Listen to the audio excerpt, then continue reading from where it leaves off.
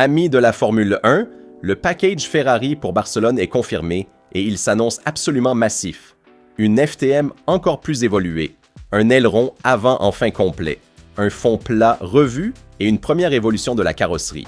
Mais Vasseur est furieux, car les rivaux ont obtenu de la fédération une modification des procédures de départ qui a annulé l'avantage du petit turbo, celui qui offrait à Ferrari les meilleures accélérations au départ de la grille. Russell a accusé Maranello d'égoïsme et Vasseur a répondu avec une provocation cinglante. Ceux qui estimaient leur voiture dangereuse auraient simplement dû prendre le départ depuis la voie des stands.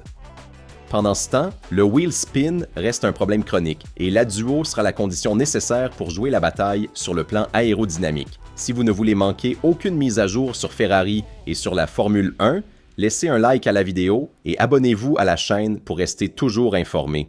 Commençons tout de suite avec l'analyse détaillée.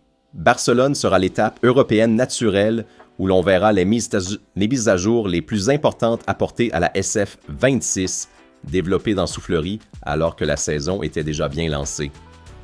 À Miami, la zone de l'aileron avant révisée n'avait concerné que les extrémités avec la dérive latérale, tandis qu'en Espagne, les modifications seront bien plus substantielles.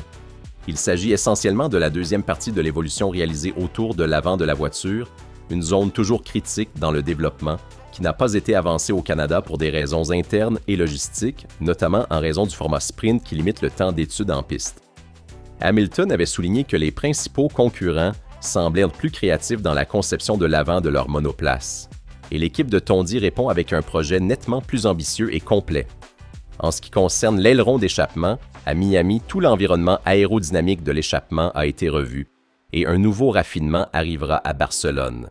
Les ingénieurs peuvent travailler avec certains avantages, ayant été les premiers à identifier une zone clé où trouver des points d'appui aérodynamiques. La menace que ce système ingénieux soit supprimé en 2027 est bien réelle, mais cela n'empêche pas que la voiture de 2027, qui prendra de plus en plus de place dans la soufflerie à partir de juin, présente déjà une solution plus intégrée de ce système.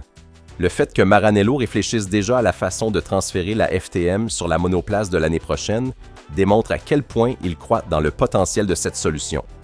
À Maranello, les 2 semaines sans activité piste entre Miami et le Canada ont permis de faire le bilan du premier package. En Floride, tout le monde a introduit les premières véritables évolutions, avec une courbe de développement très élevée et nettement supérieure aux prévisions. Le premier bloc de nouveaux composants n'a pas déçu par rapport aux attentes. Une amélioration chronométrique de 4 dixièmes au tour a été confirmée, un chiffre encourageant qui valide la direction empruntée. L'aileron Macarena peut apporter un bénéfice en termes de vitesse, mais il ne faudra pas longtemps avant que la concurrence en fasse autant. Red Bull a déjà présenté sa propre version, développée en parallèle de celle étudiée à Maranello.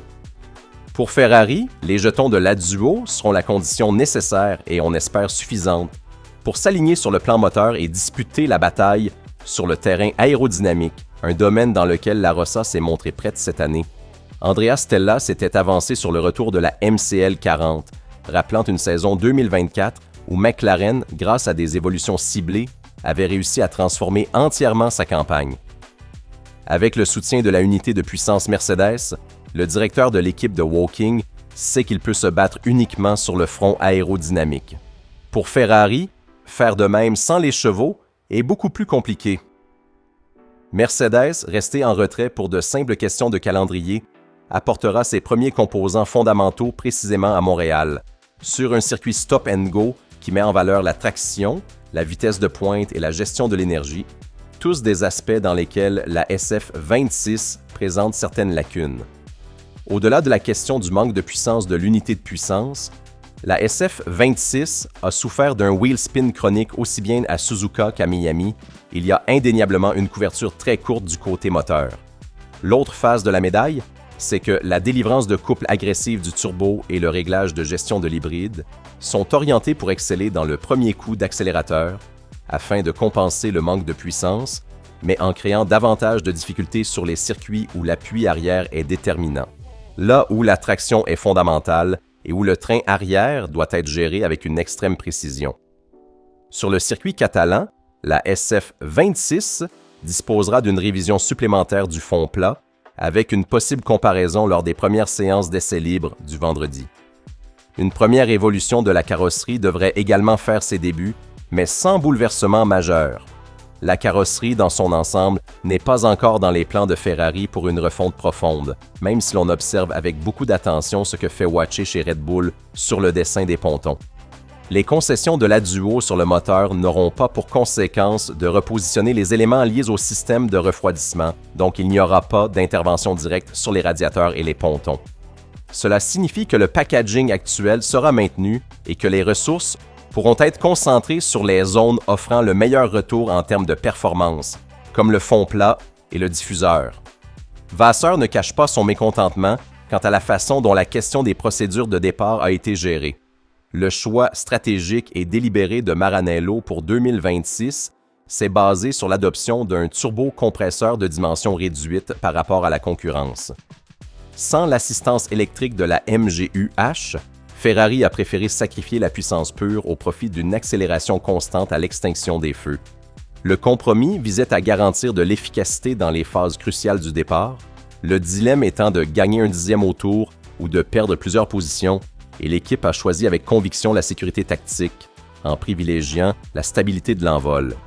Il y a un an, la fédération avait répondu fermement aux doutes de Maranello, en rappelant que les voitures devaient être conçues dans le respect des règlements. Ferrari a adopté cette approche avec rigueur, sans chercher de dérogation. Mais quand les concurrents ont rencontré de sérieuses difficultés lors des essais de pré-saison, la pression politique sur la fédération a considérablement augmenté jusqu'à forcer la main au commissaire. L'introduction du feu bleu et de la procédure de pré-départ prolongée a offert à toute la grille le temps nécessaire pour charger les turbos plus grands, annulant de fait l'avantage construit par Ferrari. Russell, en sa qualité de directeur de l'association des pilotes, a publiquement accusé la Scuderia d'égoïsme, sans détour, lui reprochant de vouloir bloquer les modifications proposées pour des raisons de sécurité. Vasseur a répondu avec diplomatie, qualifiant les manœuvres des concurrents de tactiques politiques habiles mais peu loyales. Agiter le spectre du danger a été le moyen de dissimuler de graves lacunes dans la conception du turbocompresseur, et il a provoqué ceux qui jugeaient leur voiture dangereuse auraient simplement dû prendre le départ depuis la voie des stands. La réduction de l'avantage au départ reste une pilule amère à avaler pour une équipe qui avait fait de l'anticipation son point fort. La polémique souligne à quel point la politique peut influencer lourdement les équilibres de la Formule 1 moderne, et Ferrari en paie une nouvelle fois les conséquences. Le package de Barcelone et les résultats des concessions de la Duo seront deux facteurs déterminants pour la suite de la saison. L'aileron, avant enfin complet, et la FTM, encore plus évoluée, peuvent peut-être faire la différence sur le plan aérodynamique et de la compétitivité générale, mais sans les chevaux du moteur, la couverture reste dramatiquement courte. Vasseur a raison de dénoncer le jeu politique des concurrents sur les départs. Ferrari avait fait le bon choix et s'est vu retirer son avantage par une modification de dernière minute. Le mois qui suivra la reprise du championnat sera un tournant décisif pour comprendre jusqu'où l'on peut pousser cette SF26 dans la lutte pour le titre. Vasseur a dit de façon provocatrice que Ferrari a développé son groupe propulseur selon des critères précis, en acceptant les limites imposées par les règles sans chercher de raccourcis interprétatifs, et que ceux qui se plaignent de leur turbo trop lent auraient simplement dû mieux le concevoir dès le départ. La partie est loin d'être terminée.